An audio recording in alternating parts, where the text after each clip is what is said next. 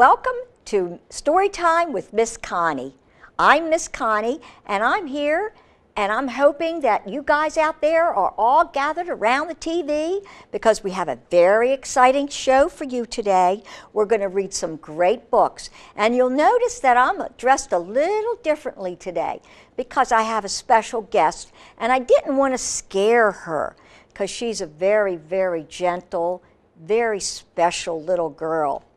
I decided to bring one of my kitties here today.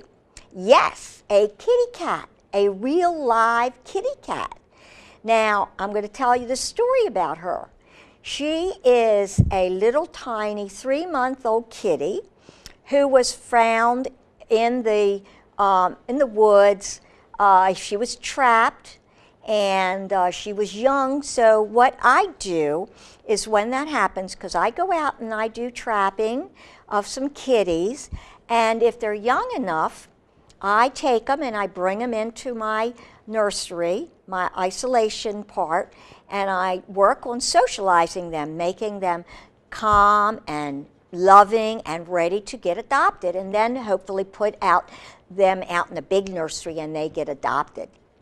So this little girl has been with me for a couple of weeks, and she was very frightened.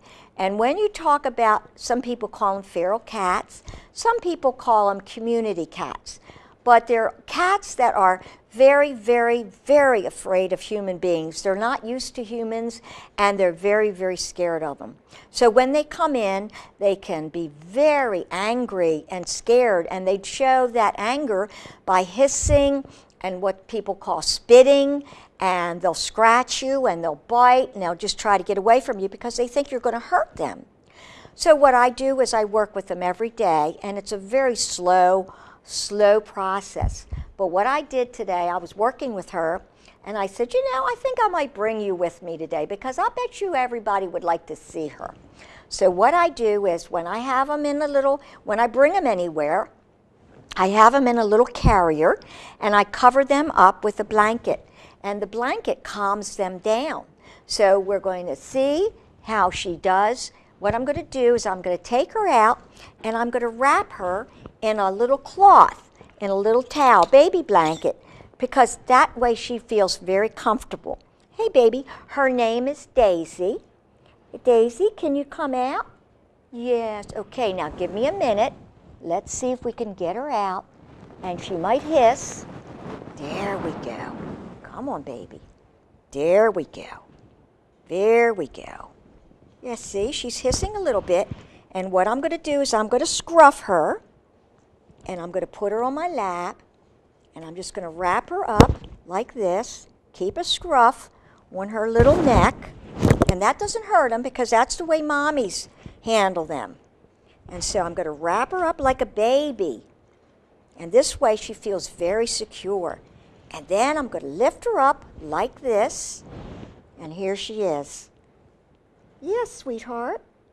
And this is Daisy. Daisy is very, very sweet. Let's see. There she is. Now see, if she were really, really nasty, she would bite me. But she's gotten to the point where she trusts me enough where she will start purring. Look at that, sweetie pie. She will eventually start purring. And what I do is I pet her like this, and I pet her firmly. Because what she does is she's used to this because her mommy used to do this by grooming. She would go and she'd pet her really nice and firmly. Her ears are down. You see her ears down? That means she's still very, very afraid. Eventually her ears will come up. And if you'll look at this ear, it's tipped. The little tip is taken off. This ear is pointy. This ear, it's tipped.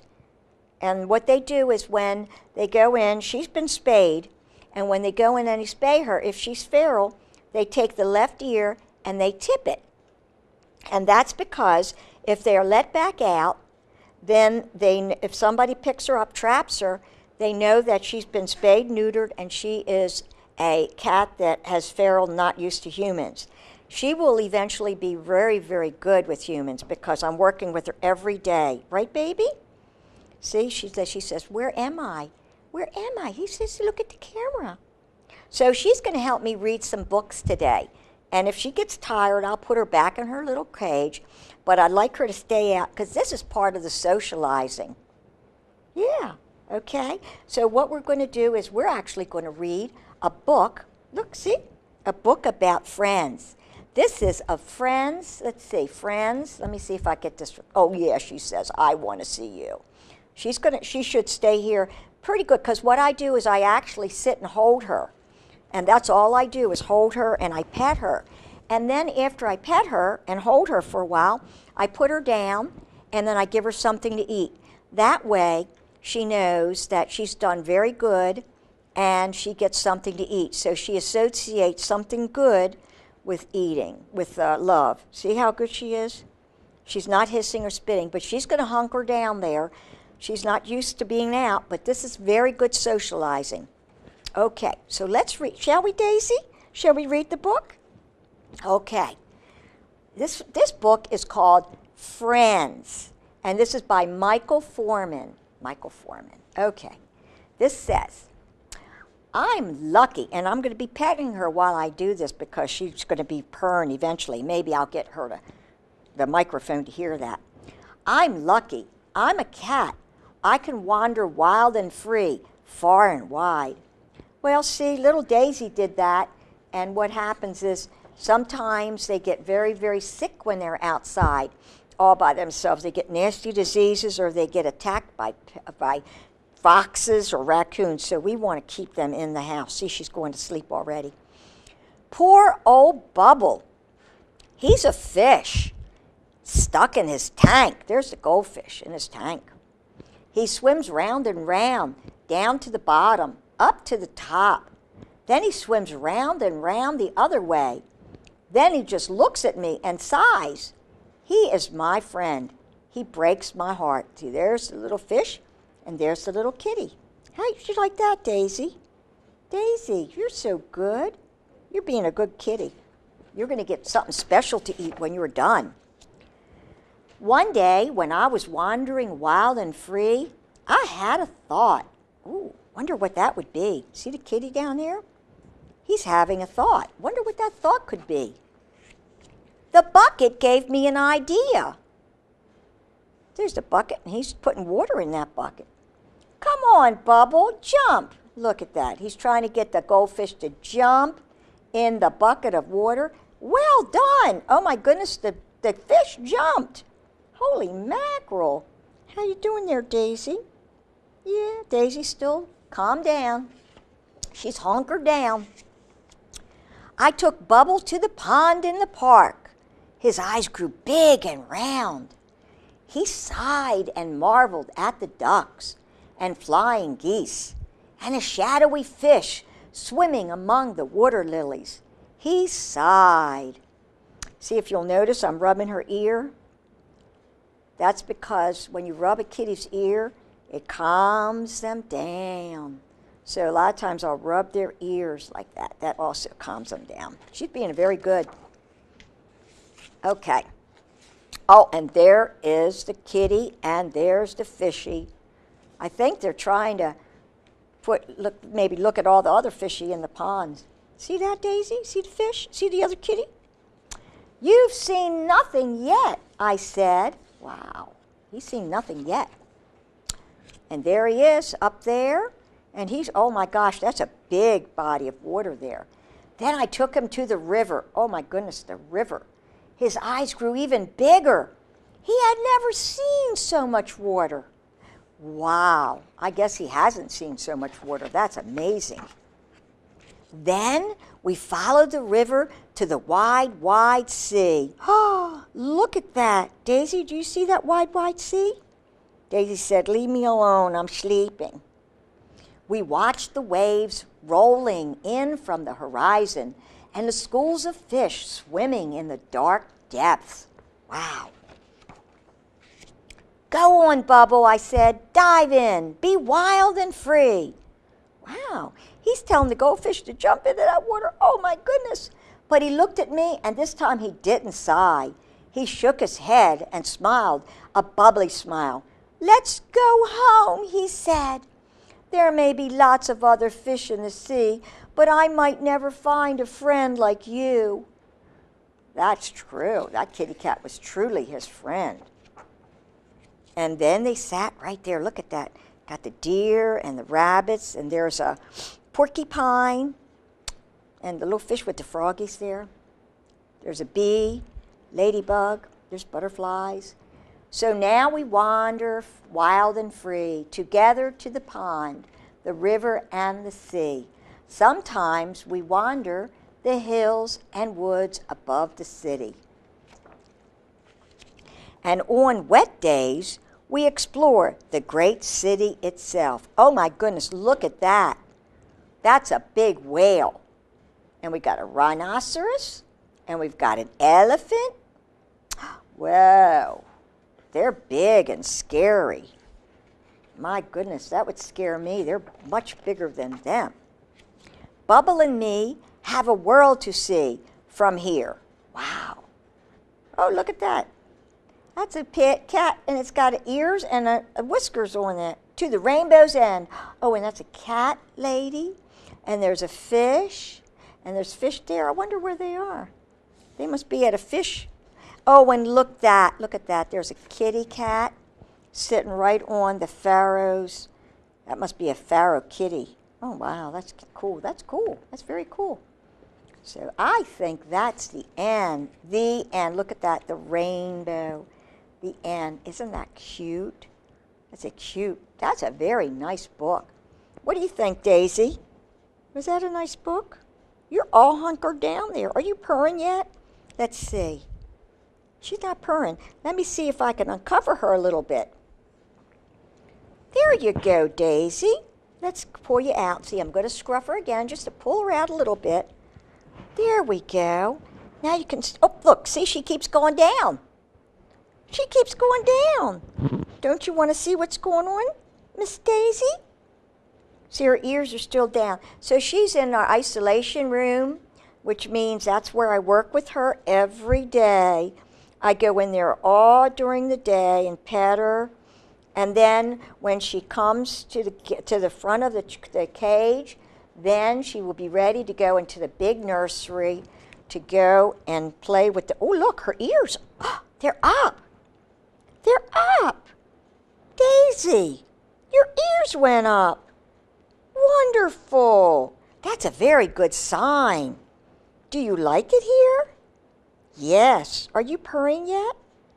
I don't think so. Okay. The next book we're going to read is called The Forgotten Rabbit.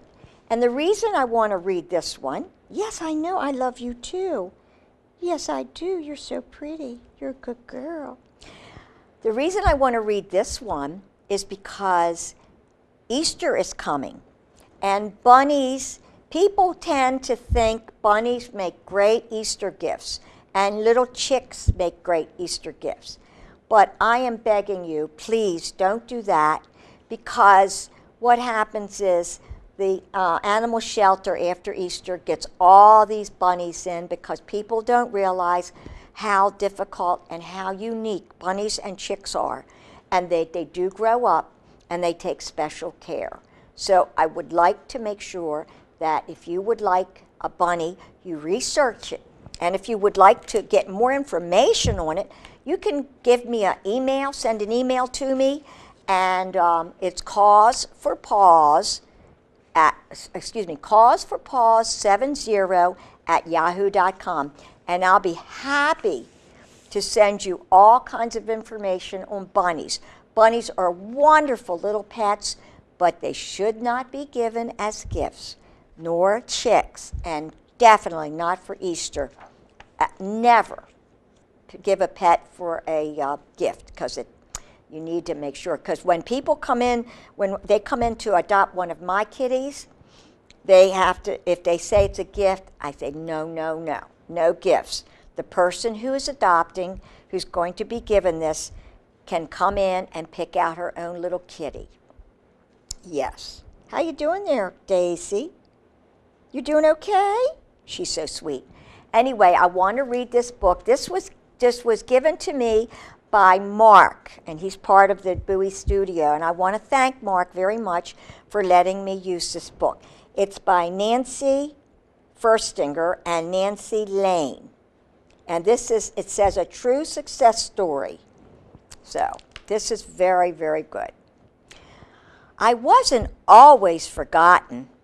My mother remembered to give me a daily dose of love. She shared her love among my 8 brothers and sisters. When we were still babies, the farmer plucked us from our cozy nest. He drove us to a strange place. And there's the mama, and there's all the baby bunnies. And here comes the farmer with the carrier.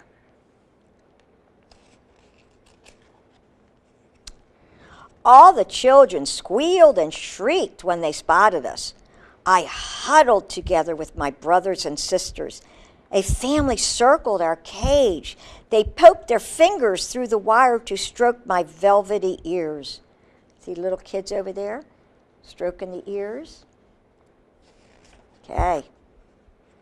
The children cradled me all the way home. The boy and girl giggled when I hopped into a basket and cracked the colorful eggs. Look at that. That's funny. That's very funny. Look, Daisy's going to sleep. They called me Bunny.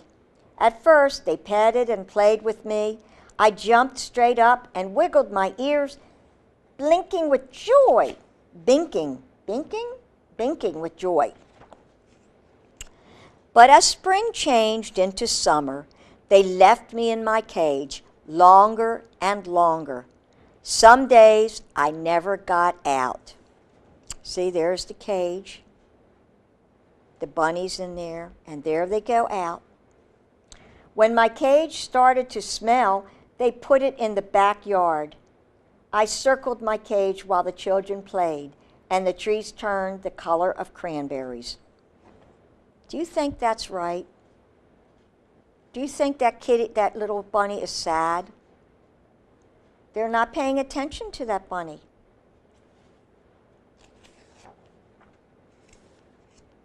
Soon, snowflakes frosted my ears and whiskers. My water bottle froze, and I gnawed on the bars of my cage as my stomach rumbled. I curled up tight and tried to disappear. That night, I heard snow crunching. A pair of red boots paused beside my cage.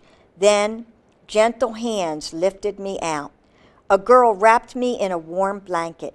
She whispered in my ear that the family had given me to her and that I would never be caged outside again. Look at that. See how wonderful that girl is? Picking up that little bunny. That bunny is in such a small cage. That should never happen to any animal. The girl laughed as I scampered around my big bunny pen.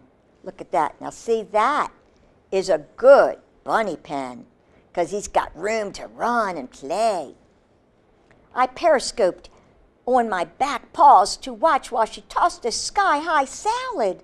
Soon I had a new name, Bella, which means beautiful. I also had a new friend, Rosalita.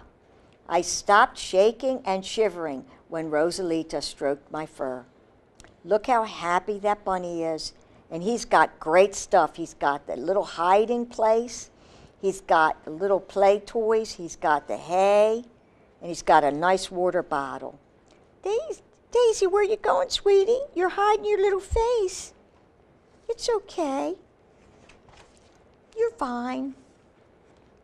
Okay, look at this. Oh my goodness, look at this. One day, Rosalita put me in my carrier. She spoke softly to me during the car ride. Then we followed signs to Happy Hour, where rabbits raced around courses. Oh my gosh, look at all of this. Wow, that looks like it would be fun for a rabbit. Look at this. Soon it was my turn.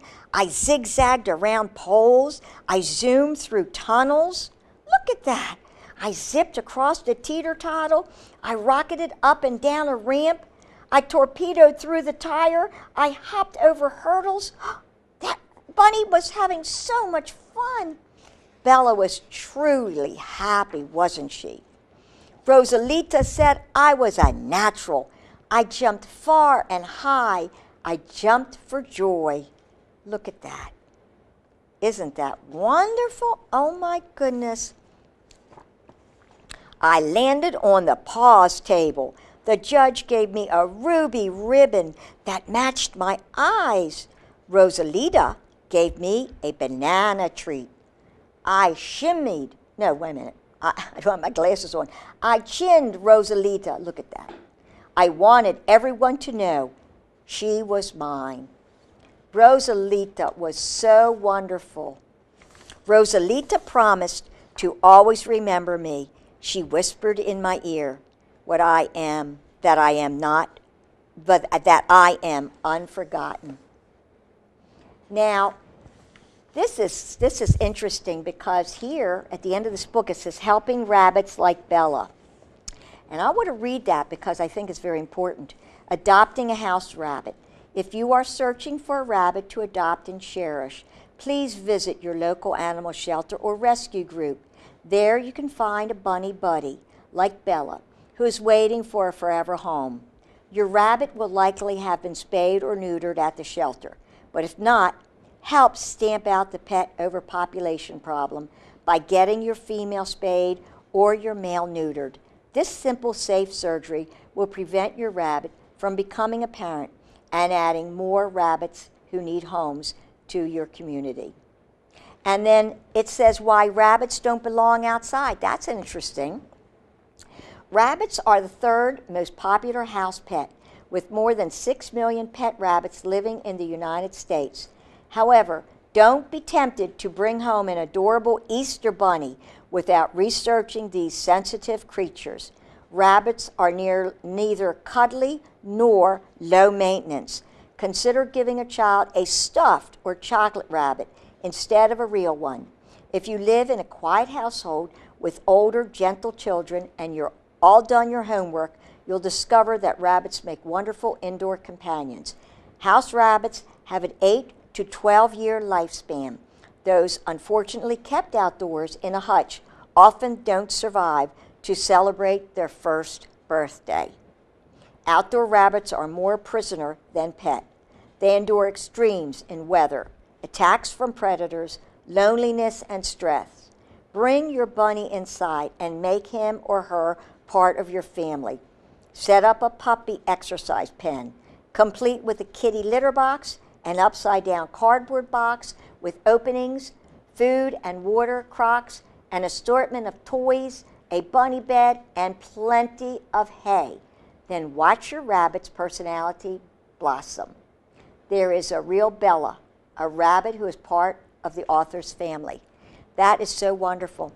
This is so important. I can't tell you how important it is to be able to give a bunny rabbit a forever home, especially one that is at the animal shelter.